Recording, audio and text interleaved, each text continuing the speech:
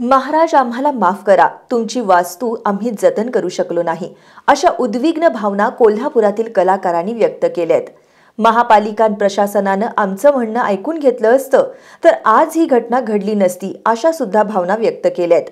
आज संगीत सूर्य केशवराव भोसले यांच्या 134व्या जयंतीनिमित्त सर्व कलाकारांनी नाट्यगृहाच्या समोर त्यांना अभिवादन केलं।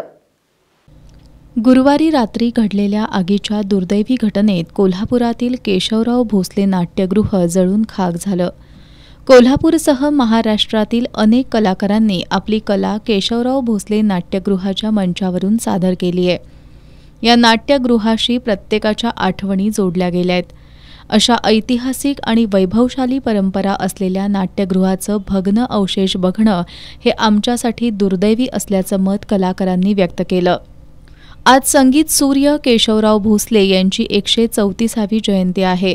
अशा परिस्थितीत सुद्धा सर्व कलाकारांनी एकत्र येत केशवराव भोसले नाट्यगृहाच्या समोर त्यांना अभिवादन केलं। यावेळी महाराज आम्हाला माफ करा, तुमची वास्तू आम्ही जतन करू शकलो नाही, अशा उद्विग्न भावना कलाकारांनी व्यक्त केल्या। महाराज आम्हाला माफ करा, आम्ही नवनिर्माण तर काहीच करू शकलो नाही, परंतु तुम्ही आम्हाला दिलेली जी ठेव आहे तीही आम्ही दुर्दैवाने जतन नाही करू शकलो। आजवर या सर्व कलाकारांनी प्रशासनाला नाट्यगृहाच्या फायर ऑडिट आणि इतर सुरक्षा व्यवस्थेबद्दल अनेक वेळा सांगून सुद्धा दखल घेतली नाही। जर दखल घेतली असती तर ही वेळ आली नसती, असं मत व्यक्त करत या घटनेचा पंचनामा करून तो जनतेसमोर आणावा, अशी मागणी कलाकारांनी केली आहे। खूपच दुर्दैवी घटना कोल्हापूरच्या या कलाक्षेत्रात घडलेली आहे। संगीत सूर्य केशवराव भोसले नाट्यगृह हे खरं म्हणजे नुसतं कोल्हापुरातीलच नव्हे, पश्चिम महाराष्ट्रातील एक मानाचं थिएटर होतं, पण आता इथून पुढं काही दिवस तरी ते बंद असणार आहे। आणि ह्या बंद असण्याला जे कारण आहे ते खूप वाईट आहे, आग लागणं। खरं म्हणजे आम्ही सातत्यानं रंगकर्मी या केशवराव भोसलेच्या प्रशासनाला आणि महानगरपालिकेच्या प्रशासनाला अनेक वेळा निवेदनं देऊन तुम्ही याचं फायर ऑडिट केले का, स्ट्रक्चरल ऑडिट केले का, यावेळेला सातत्यानं आम्ही विचारणा केलेली होती, पण त्याचं आम्हाला कधीही लेखी स्वरूपात कुणाचंही आम्हाला समाधानकारक उत्तर कालच्या 9:30 वाजेपर्यंत कधी मिळालेलं नव्हतं। त्यामुळं यामध्ये प्रशासनाला जबाबदार नक्कीच धरलं पाहिजे, हा निष्काळजीपणा आहे। जर इथे एखादा कार्यक्रम असता तर काय अवस्था झाली असती हा विचारही खरं म्हणजे आत्ता करवत नाही आहे। कारण तुम्ही बघितलं तर केशवरावचा आसपासचा सगळा भाग हा बंदिस्त आहे। उद्या आग लागल्यानंतर माणसांनी पळायचं कुठं हाही मुद्दा आम्ही एक मागच्या वर्षी उपस्थित केला होता। त्यातला फक्त एकच दरवाजा मुख्य ऑडिटोरियमचा चालू असतो, कधी तर 5 दरवाजे चालू नसतात। आम्ही जेव्हा विचारलं तर त्यांनी सांगितलं ते फक्त त्या काळातले शोभेसाठी म्हणून दरवाजे आहेत। आनंद आठवतोय, आपण मॅडम आला होत्या त्यावेळेस स्टेजवरनं किरण आम्हाला सांगितला। तेव्हा अशा घटना माणसं असताना जर घडल्या असत्या तर काय झालं असतं हा विचारही खरं म्हणजे करवत नाही। आणि अशी उत्तरं म्हणजे हा बेजबाबदारपणाचा कळस त्यावेळेलाही होता। आणि आत्ताही आमची मागणी आहे की ही झालेली आगीचं जे कारण आहे त्याचा एकदा रितसर पंचनामा व्हायला पाहिजे आणि त्याचा रिपोर्ट लोकांच्या समोर प्रशासकांनी आणि प्रशासनाने ठेवला पाहिजे। हे अग्नितांडव घडण्याच्या काही मिनिटं अगोदर हे कलाकार नाट्यगृहातून बाहेर पडले होते। त्या सर्व घटनाक्रमाविषयी सांगत मुंबई पुणेपेक्षा जास्त भाडं केशवराव भोसले नाट्यगृहात आकारलं जातं, याबद्दल सुद्धा त्यांनी खंत व्यक्त केली। मतप्रवाह वेगळे होणार, प्रत्येक वेळेला कोण ना कोणतरी काहीतरी बोलत राहणार। एवढ्या मोठ्या वास्तूला कशी काय आग लागली असं नाही, छोटी असती तर लागली असते आणि मोठी असती तर लागता कामा नाही असं नाही आहे।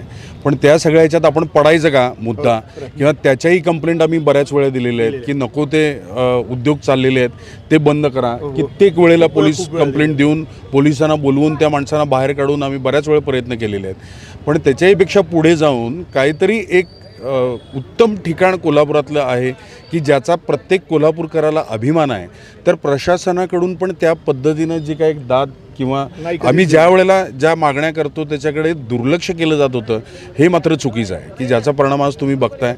नशिबाने जीवितहानी काही झाली नाही। 8:30 वाजता मला वाटतं सगळीजण बाहेर पडलेली होती मुलं, जो आधीचा कार्यक्रम होता तो सगळा संपून, आणि साधारण 9:20च्या आसपास हे सगळं घडलं। रिहर्सल करत होतो, तिथून आम्ही 5 मिनिटात इथे पोचलेलो होतो, तोपर्यंत पेटलेलं नव्हतं हे सगळं, फक्त मागचं स्टेज पेटलेलं होतं। त्याच वेळेला जर सगळ्या सिस्टीम हल्ल्या असत्या, जर अग्निशमन दलाच्या गाड्या आतमध्ये घुसता येणं शक्य असतं. हे जे काय सगळं तुम्ही बघताय ते अडवून ठेवलेलं होतं, ते जर झालं असतं तर कदाचित आमचं थिएटर वाचलंही असतं ना. तर ह्या गोष्टींवरती काहीतरी विचार करणं. बरं, ह्या सगळ्या गोष्टीला परमिशन आहे. आम्ही एक नाटक करताना 15 मिनटं जर उशीर झाला तर त्याचे एक्स्ट्रा चार्जेस लावतात. आज आम्ही महाराष्ट्रातल्या नाही जगातल्या बऱ्याच थिएटरमध्ये नाटकात काम केलेली आहेत किंवा परफॉर्मन्स केलेले आहेत. हायेस्ट रेट केशवराव भोसलेचा. आता संगीत सूर्य केशवराव भोसले यांच्या पुढच्या जयंतीपर्यंत आम्हाला याच रंगमंचावर कला सादर करायची आहे. तोपर्यंत हे नाट्यगृह पुन्हा दिमाखात उभं राहावं अशी अपेक्षा त्यांनी व्यक्त केली.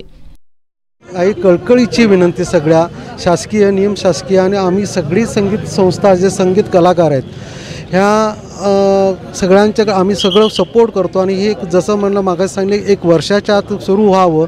आणि जसं काट टाकून जसं येतो परत हा आपला जसं छत्रपतींचा जो असा दबदबा होता तसं केशवरावचा परत दबदबा होऊ दे. आत्ताच आमचं मागणं हे आहे की तुम्ही राजकारण बाजूला ठेवा, पक्ष बाजूला ठेवा आणि कोल्हापूरच्या अस्मितेसाठी, फक्त कलाकारांसाठी नव्हे, कोल्हापुरातल्या प्रत्येक नागरिकासाठी म्हणून सगळ्यांनी एकत्र या आणि 1 वर्षाच्या आत हे उभं करून पुढच्या केशवराव भोसलेंच्या जयंतीच्या वेळेला आम्हाला परफॉर्मन्स करता यायला पाहिजे. एवढी जबाबदारी घ्या, एवढीच मागणी आहे. जे घडलं ते क्लेशदायक आहे. ते टाळता आलं असतं की नाही यावर आता बरीच चर्चा होईल. पण चर्चेतून हाती काहीच लागणार नाही. आता गरज आहे कृतीची. कलाकारांच्या या भावना व्यवस्थेपर्यंत पोहोचाव्यात.